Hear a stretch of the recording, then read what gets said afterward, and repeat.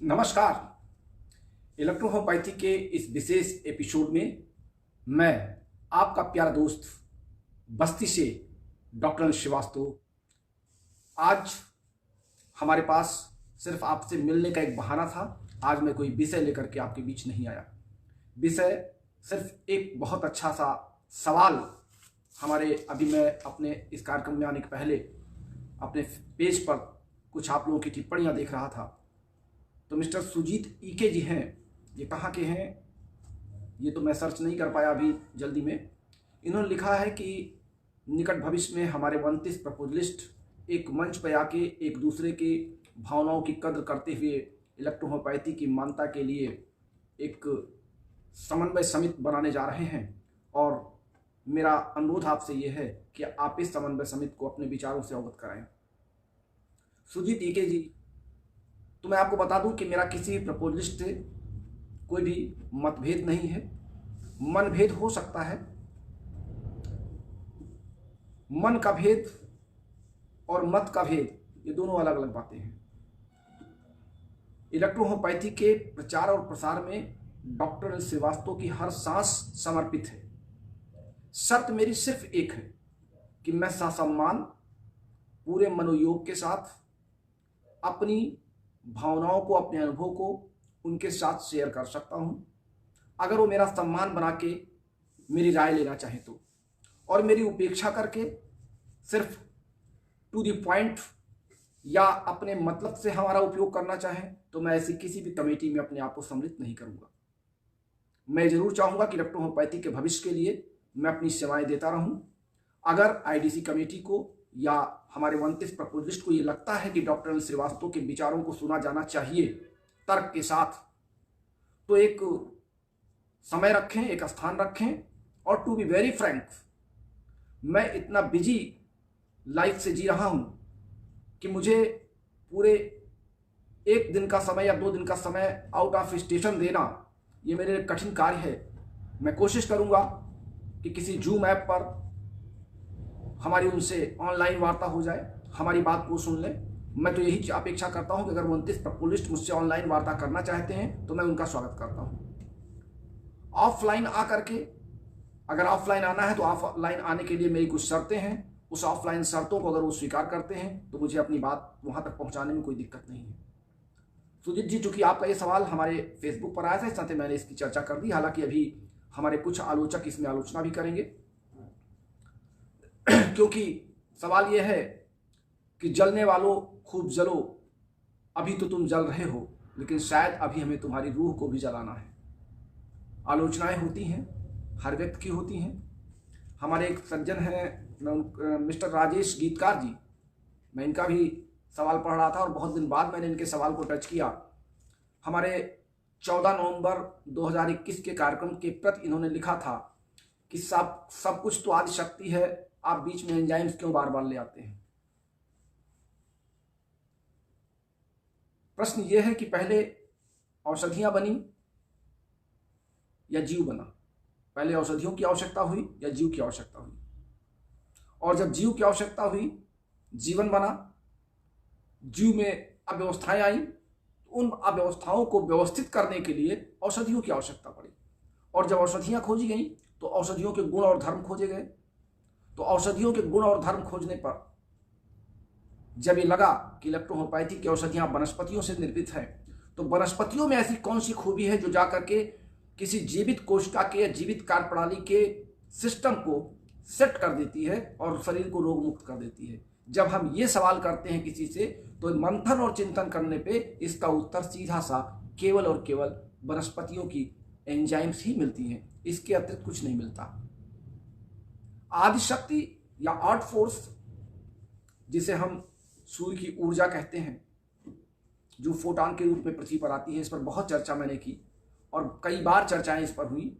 लेकिन मैं नहीं समझ पा रहा हूं कि हमारे कुछ, अब तो एक बात तो क्लियर हुई मेरे इस लेक्चर से कि हमारे बहुत से साथी हजारों की संख्या में अब एंजाइम्स के अनुयायी बन गए हैं। एंजाइम्स सिद्धांत पर 5+445 ml डिस्टिल वाटर के प्रयोग से एंजाइम्स की सूक्ष्म मात्रा का प्रयोग करते हुए टारगेट सेल पर अपने कार्यों का संपादन कर रहे हैं और विभिन्न रोगियों के रोग से लड़ करके उनको रोग मुक्त करके वाहवाही ले रहे हैं और मुझे बधाइयां दे रहे हैं।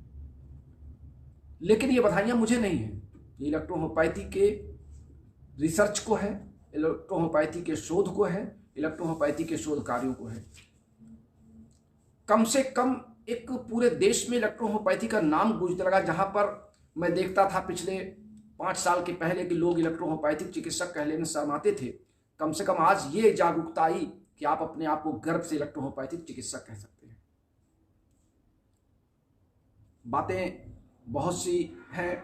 अभी आज दिन में एक इलेक्ट्रोहोम्योपैथ ग्रुप है व्हाट्सएप पर, जिसमें एक वीडियो आया, जिस वीडियो में एक प्रयोगकर्ता ने फिर वही प्रयोग किया कि एक सज्जन को खड़ा किया और उनको झटके से झुका दिया, फिर एक ड्रॉप उठाया और उनकी उंगली पर लगाया और फिर कहा सीधे खड़े हो जाइए, बिल्कुल तन के खड़े हो जाइए, और फिर झुकाते रहे, कहे देखिए अब आपके अंदर एनर्जी आ गई, अब हम आपको झुका नहीं पा रहे हैं, यही है इलेक्ट्रोहोम्योपैथी की एनर्जी की विद्या। और मैंने उस पर 4 लाइन लिखा कि ये भौतिक का सिद्धांत है, जब शरीर को समानांतर खड़ा कर लेंगे तो कोई भी शक्ति जब आप आपकी कलाई पर लगेगी, आप उसको झुकाना चाहेंगे तो नहीं झुकेगा। इसमें इलेक्ट्रोहोम्योपैथी की औषध का जादू मंत्र नहीं है।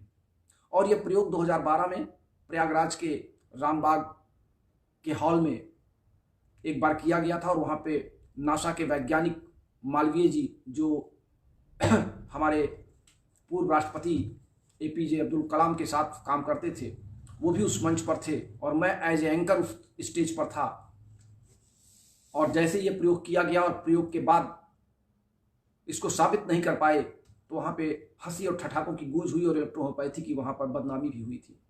और अंत में मुझे मंच से ये कहना पड़ा कि इलेक्ट्रोहोम्योपैथी में इस प्रकार के जादू मंत्र वाले प्रयोग ना किए जाएं। इलेक्ट्रोहोम्योपैथी यथार्थ है, सत्य है, विज्ञान पर आधारित है, एंजाइम्स की औषधियां हैं। एंजाइम जाके हमारे फिजियोलॉजिकल एक्टिविटीज को एज ए कैटालिस्ट मोटिवेट करती है और फिर उन अंगों की क्रियाविधि को एक सामान्य क्रम में ला करके एक स्टैंडर्ड लेवल पर स्टडी स्टेट में या होम्योस्टैसिस में लाके छोड़ देती है। यही इन औषधियों का काम है। ये औषधियाँ ना तो बुखार ठीक करती हैं, ये औषधियाँ ना तो कॉलरा ठीक करती हैं, ये औषधियाँ ना तो आपका कैंसर ठीक करती हैं, ये औषधियाँ ना आपके किसी विशेष रोग को या किसी अंग को ठीक करती हैं। ये औषधियाँ सिस्टम को मेंटेन करती हैं। ये बार बार मैं बात आपसे कहता हूँ कि ये औषधियाँ सिस्टम को मेंटेन करती हैं। और बिल्कुल ताज़ा उदाहरण आपको दूँ, इधर मौसम बहुत तेजी से बदल रहा है और कल मैं लापरवाही करके जब मैं बाहर निकला, तमाम भाग दौड़ है, तमाम निमंत्रण हैं, और मुझसे मेरा मफलर घर पे छूट गया और मैं बिना मफलर के ही बाहर निकल गया और लौट के आया तो मुझे लगा कि कुछ मुझे सर्दी का आभास हो रहा है। इसके बाद मैंने कुछ नहीं किया, मैं रात में सो गया। सुबह जब मैं सो करके आज उठा तो आप विश्वास नहीं मानेंगे, जिस आवाज़ से मैं आपसे बात कर रहा हूँ, ये आवाज़ तो अब लगभग 80% बढ़ गई है। सुबह मेरी आवाज़ नहीं निकल रही थी और गले में इतना दर्द था, इतना भीषण दर्द था कि मुझे हल्की सी खांसी आती थी तो लगता था गला कट के बाहर आ जाएगा।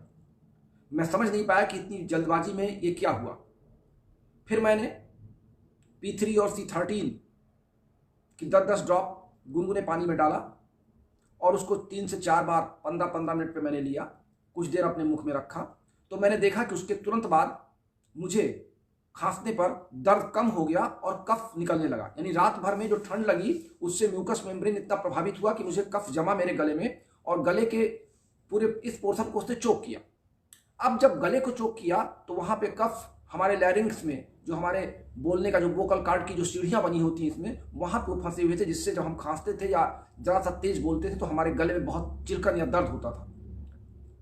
फिर बाद में मैंने S5 की मात्रा ली 10 बूंद, जिससे मुझे और राहत मिली और यही लेकर के मैं अपने ड्यूटी कॉलेज चला गया। दिन भर मैंने कोई दवा वहाँ उपयोग नहीं किया, चूंकि दवा मैं ले ही नहीं गया था। और आज फिर शाम को कुछ निमंत्रण से साथ मैं अपने क्लिनिक से जल्दी निकला और अभी घर आकर के मैंने सिर्फ अदरक और तेज पत्ते का नाम आपको मैं छोड़ता हूँ कि आप इसका नाम तलाश लें कि क्या आपके इलेक्ट्रोहोम्योपैथी में ये औषधि है कि नहीं है, और अदरक आपके इलेक्ट्रोहोम्योपैथी में है कि नहीं है। मैंने अदरक और तेज पत्ते को बॉयल किया, हल्का सा 1 चुटकी नमक डाला और उसी को चाय की तरह घूट घूट करके पिया और आपके सामने बैठ करके अपना एक ग्लास ले रहा हूँ। अब इलेक्ट्रोहोम्योपैथी की औषधियाँ हमारे गले को नहीं ठीक किया, उन्होंने हमारे कफ को बाहर नहीं निकाला, हमारे पूरे के पूरे रेस्पिरेटरी सिस्टम, जो गला हमारा चोक था, उस पूरे के पूरे गले के सिस्टम को इन्होंने इक्विलिब्रियम में ला के छोड़ दिया। हमारी आवाज़ बंद हो गई थी, हमारा गला चोक हो रहा था, दर्द हो रहा था। हमने इतने सारे सिस्टम को सिर्फ 3 मेडिसिन, यानी P3 हमारी ट्रेकियल मेडिसिन है, C13 हमारी म्यूकस मेम्ब्रेन को मेंटेन करने की मेडिसिन है, और S5 हमारे किसी भी प्रकार के इन्फ्लामेशन को ठीक करने के लिए काम करती है। तो जो हमने इस तरीके की मेडिसिन का प्रयोग किया, तो आज एक और प्रयोग मैंने किया कि आमतौर से लोग कहते हैं जुकाम बुखार या गला दर्द ठीक नहीं होता, खांसी ठीक नहीं होती, तो मैंने ये भी प्रयोग करके देखा। केवल आपको अपने डोज को सही करना है, आपको अपने दवा की क्वालिटी को सही करना है। एक उदाहरण आपको और दे दूं बहुत जल्दी से। मैं सारी दवाइयों का प्रयोग पहले अपने ऊपर ही करता हूं, उसके बाद ही मैं रोगी पर करता हूं।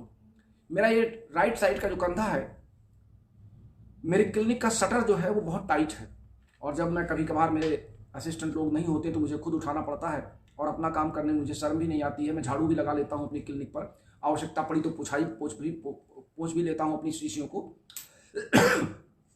तो वो शटर के उठाते और गिराने से मेरे इस कंधे पर कहीं पर मसल्स स्लिप कर गई थी, मसल्स एक दूसरे के ऊपर तनाव हो गया था, और लगभग 2 महीने से मैं ये दर्द झेल रहा था, बर्दाश्त कर रहा था। मैं ये सोच रहा था कि क्या मैं किसी आर्थोपेडिक सर्जन को दिखाऊं कि यहाँ से कंधा अचानक मेरा क्या हिल गया है, या क्या दिक्कत है कि मैं इधर को हाथ नहीं कर पाता था, अपने स्वेटर को और कोट को पहनने के लिए मुझे किसी से सहारा लेना पड़ता था। मैं खुद नहीं समझ पा रहा था कि ये क्या करूं। अच्छा, उसका कारण ये नहीं है कि मैं अपनी दवाइयों से अवॉइड कर रहा था या मैं किसी दूसरे पैथी के चिकित्सक की शरण में जाना चाह पाता था। दरअसल मेरी व्यस्तता इतनी है कि अगर मेरे स्थान पर आप लोग होते तो शायद एक आध काम छोड़ देते। मेरी घड़ी की सुई से देख करके चलने का समय है। मैं अपने लिए दवा को निकाल करके, जैसे अभी मैं आपसे क्लास ले रहा हूँ, क्लास लेने के तुरंत बाद मेरे लेटने का क्रम है, सोने का क्रम है, मैं सो जाऊंगा कुछ देर के लिए। मुझे दवा बनाने में, स्वयं के लिए दवा बनाने में बड़ा आलस आता है। लेकिन फिर जब ये दर्द असहनीय हो गया तो मैंने पिछले 5 दिनों से लगातार सुबह केवल सिंगल डोज में ले रहा हूँ। यानी सुबह जब मैं ड्यूटी पर निकलता हूँ तो C4, C7, S5 और BE, ये 4 दवाएं, बहुत ज़्यादा नहीं, सिर्फ 3-3 ड्रॉप मैं अपने जीभ पर डाल करके सीधे D3 से, और मैं निकल जाता हूँ। आज चौथा दिन है। आज मैंने सुबह फिर दवा अपने आलसपन में नहीं लिया, चूंकि सुबह मैं अपने गले से परेशान था, तो गले की दवा बनाना मुझे याद रहा, लेकिन कंधे की दवा मैं नहीं बना पाया। लेकिन आप विश्वास नहीं मानेंगे, हाथ में पूरा उठा रहा हूँ, पीछे भी ले जा रहा हूँ, दाएं बाएं भी घुमा रहा हूँ। मुझे ये लगता ही नहीं कि मुझे यहाँ 2 महीने से कोई ऐसा दर्द था, जबकि मैं यहाँ जब टच करता था तो मुझे लगता था कट कट की आवाज़ हो रही है, और मैं हाथ यहाँ से उठा नहीं पाता। पहले दबाता था फिर इसको उठाता था, लेकिन ये रोग मैं किसी से कह नहीं पा रहा था, क्योंकि कहने पर फिर ये होता था कि खुद डॉक्टर हैं, दूसरों की दवा बताते हैं और अपनी दवा खुद नहीं कर पा रहे हैं। लेकिन मुझे लगा कि अगर दवा की क्वालिटी ठीक है, आपका डोज का सिलेक्शन सही है, तो आप रोगों से लड़ सकते हैं और रोग ठीक होगा, जरूर होगा। इस नाते बहनों और भाइयों, इलेक्ट्रोहोपैथी के चाहने वाले हमारे साथियों, जितने भी आप इस समय ऑनलाइन हैं, आप इलेक्ट्रोहोपैथी की औषधियों पर विश्वास कीजिए, अपने आप में चिंतन और मनन कीजिए, औषधियों का सिलेक्शन सही कीजिए। मैं आपको बता दूं कि हमारी प्रैक्टिस ऑफ मेडिसिन टाइप हो रही है, लगभग आधी से ज़्यादा वो टाइप हो चुकी है, और बहुत जल्द वो प्रेस में जाएगी। लेकिन अभी उसके कुछ महत्वपूर्ण पोर्शन मैं जब तक वो टाइप होगा तब तक लिख रहा हूँ। ये मैंने आज इलेक्ट्रोहोपैथी का एक चार्ट बनाया है, मेडिसिनल चार्ट, जिसमें हमने लगभग 32 महत्वपूर्ण सिस्टम पर, 32 महत्वपूर्ण रोगों पर किस तरीके से आप विद इन मिनट या विद इन सेकेंड, हम उसको कह लें, कि आप दवाओं का सिलेक्शन कर ले जाएंगे। रोगी की कंप्लेंट पर आप अपने टेबल के नीचे इसको रखे रहेंगे, और दवाओं के सिलेक्शन के बाद ये आप, अगर आपको दिख रहा हो, मैंने इसमें कुछ ब्लैक स्पॉट लगा रखे हैं, बहुत पास से आपको दिखा रहा हूं। ये जो ब्लैक स्पॉट्स हैं, ये इधर रोग लिखे हैं और इधर पूरी 38 दवाएं लिखी हुई हैं। इन 38 दवाओं का एक क्रम, सिस्टम और चार्ट ये आपकी बुक, मेरी बुक में बन के आएगा। जैसे कंप्यूटराइज चार्ट होता है होम्योपैथी के या अन्य सिस्टम के, डॉक्टर या आप कंप्यूटर पे जाएं तो सारा का सारा सिस्टम एनालिसिस कंप्यूटर पर होता है। ऐसे एक कंप्यूटराइज चार्ट मैंने बनाया है इलेक्ट्रोहोम्योपैथी का, कि आपको औषधियों को समझने के लिए, जानने के लिए बहुत आसानी रहेगी। और ये चार्ट मेरा प्रैक्टिस ऑफ मेडिसिन में आने वाला है। तो बस आज के लिए इतना ही। अगर आप हमारी हैंडबुक ऑफ इलेक्ट्रोहोम्योपैथी के अभी भी चाहने वालों में से हैं, तो हैंडबुक ऑफ इलेक्ट्रोहोम्योपैथी 1650 रुपये में आपके घर पहुंच रही है, और सभी की डिमांड लगातार जारी है। मुझे तो लगता है कि अब तीसरी बार मुझे हैंडबुक ऑफ इलेक्ट्रोहोम्योपैथी छपवाना पड़ेगा, क्योंकि उसमें इलेक्ट्रोहोम्योपैथी के सिद्धांत, anatomy, physiology, pharmacy, materia medica, pharmacology, सबका एक समावेश है, जो एक नए इलेक्ट्रोहोम्योपैथिक चिकित्सक के लिए बहुत जरूरी है। प्रैक्टिस ऑफ मेडिसिन तो प्रैक्टिस करने वाले डॉक्टरों के लिए, जो पुराने हो चुके हैं, अगर कहीं भूल भटक रहे हैं तो उनको एक सिस्टम, एक आधार में देने जा रहा हूं। लेकिन हैंडबुक ऑफ इलेक्ट्रोहोम्योपैथी का मूल स्तंभ है, एक पिलर है वो, जिसको पढ़ने के बाद आपको इलेक्ट्रोहोम्योपैथी के बारे में संपूर्ण जानकारियां मिलेंगी, विशेष करके हमारे नए साथियों के लिए। पुराने साथी या सीनियर साथी तो हमारे हर चीज़ को अवॉइड करना ही चाहते हैं, मैं उनके ऊपर कुछ थोपना नहीं चाहता। तो बस हमारा फ़ोनपे नंबर 9450563748, हमारा फ़ोन कॉल नंबर और व्हाट्सएप नंबर 9793252355। आज के लिए बस बहुत बहुत धन्यवाद, नमस्कार।